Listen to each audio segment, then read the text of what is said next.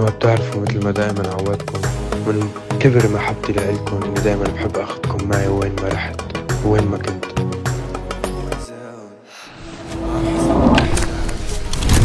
خلينا انام تركتني بحزاني وياه ما يكلي احزان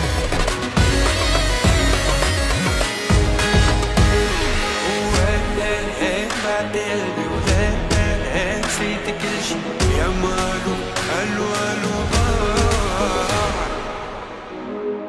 بحبكم كتير وبتعرفوا إنه أنتوا السبب إني أنا هون اليوم، وإن شاء الله الله يقدرني أعطيكم قد ما بتعطوني حب وحنان.